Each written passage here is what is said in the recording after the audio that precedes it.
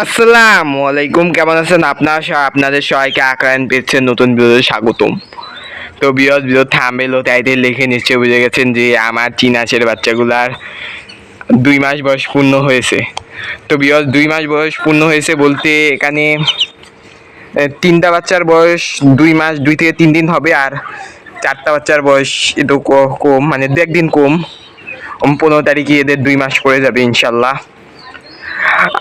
মানে এখানে তো চীনা হাঁস আছে মোট 7টা, 3টা আর 4টা 7টা। আর এই জায়গায় একটা মাত্র বড় চীনা হাঁস আছে প্রাপ্তবয়স্ক। এটা হচ্ছে ওদের মা, এই চীনা হাঁসের বাচ্চাগুলোর মা। আগে তো আপনারা জানেনই যে আমার চীনা ছিল 14 পিস। এই 14 পিসের বাচ্চা মাই ছিল, পরে অসুখ হয়ে তো জানেনি যে 7 পিস বাচ্চা গেছে, মারা গেছে বলতে 6 পিস জব করা লাগছে, আর 1 পিস মারা গেছে, ওটাকে জব করতে পারিনি। মোটামুটি ভালোই বড় হয়েছে। তো এখনো মোটামুটি পুরো সুস্থ হয়নি, মানে অত ভালো অবস্থানে পৌঁছায় নেই। দেখতেছেন যে লেজ লুজ করে অবস্থা কি হয়েছে অসুখের ঠেলায়। তো এখন তো আপাতত সুস্থ হয়েছে, একটা বাচ্চা খালি একটু সমস্যা যে ঘাড় বেঁকায়। তো হয়তো আশা করি ঠিক হয়ে যাবে ইনশাল্লাহ, যেহেতু খাবার দাবার খায় এতদিন পর্যন্ত আছে। মোটামুটি 2 সপ্তাহ হয়ে গেছে, এখন একটা বাচ্চাও মারা যায়নি, আর সবগুলা খাবার দাবার খায়। তো আশা করি এখন হয়তো আর কোনো সমস্যা হওয়ার কথা না। আর ওর মার জন্য দেখি একটা সিলাস নিয়ে আসতে পারি নাকি।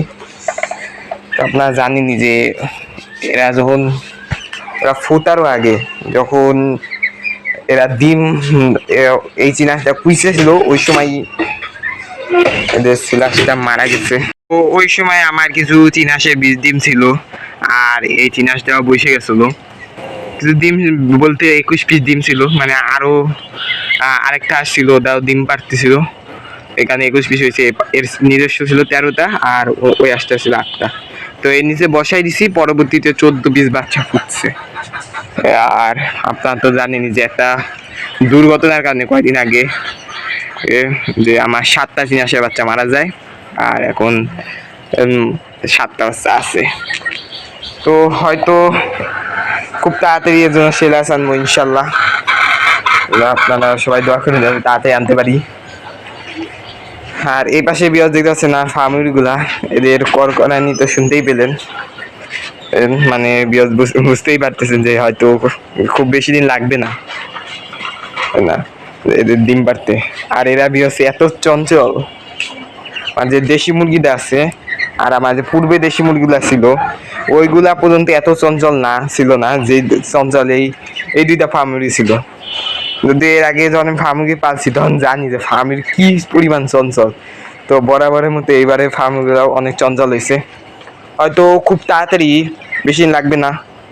আর আর হয়তো সামনের সপ্তাহে ইনশাল্লাহ আমি কিন্তু ফার্মের বাচ্চা কালেক্ট করবো।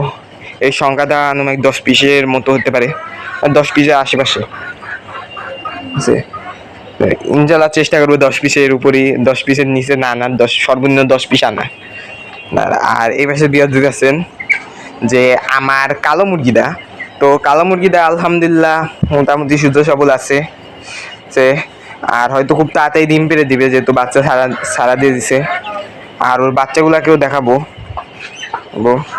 ও এখনই দেখাইতেছি, তার আগে তো মুরগিটা দেখায়নি। সবাই কিন্তু মাশাআল্লাহ বলবেন। আর এই জায়গায় এখন আমি ওদের বাচ্চাগুলাকে দেখাবো। ও দেখতেছেন যে অরিজিনাল দেশি মুরগির বাচ্চা, যদিও দেশি মুরগির 2 জাতের বাচ্চা হয়েছে আর কি, মানে লাইটজা আর এমনি নর্মাল যে দেশি গুলা হয়, নর্মাল দেশি কমই হয়েছে, মাত্র 2টা বাচ্চা নর্মাল দেশি হয়েছে, আর বাকি সব বাচ্চাই লাইটজাই হয়েছে। যদিও লাইটজা বাচ্চার শরীরে গোস্ত পরিমাণ বেশি হয়, এই দিক দিয়ে একটা সুবিধা আছে লাইটজা বাচ্চা, কিন্তু যেমন বরাবরের মতো যা ঘটে এবারও তাই হচ্ছে, যে বেশিরভাগ বাচ্চাই মরক হয়েছে। তো এ জায়গায় আমার যা ধারণা 4 থেকে 5টা বাচ্চাই মরক। এই 2টা বাচ্চা তো মুরগি, তা তো শিওর বোঝা গেছে। কিন্তু বেশিরভাগ বাচ্চাই মরু, যেমন দিয়ে আছে ওই যে ওই বাচ্চাটা বলবো, ওই যে ওই বাচ্চাটা, এই বাচ্চাটা, এই বাচ্চাটা। তো 4টা বাচ্চা মোটামুটি শিওর আছি মরুক, আর এটা একটাই এবার শিওর নাও দেখি হতে পারে। তো এটা হচ্ছে বর্তমানে আজকের আপডেট। তো এই ছিল আজকের ভিডিও। আশা করি ভিডিওটি ভালো লাগছে। ভিডিওটি ভালো লাগলে চ্যানেলটিকে সাবস্ক্রাইব আসুন। আল্লাহ হাফেজ।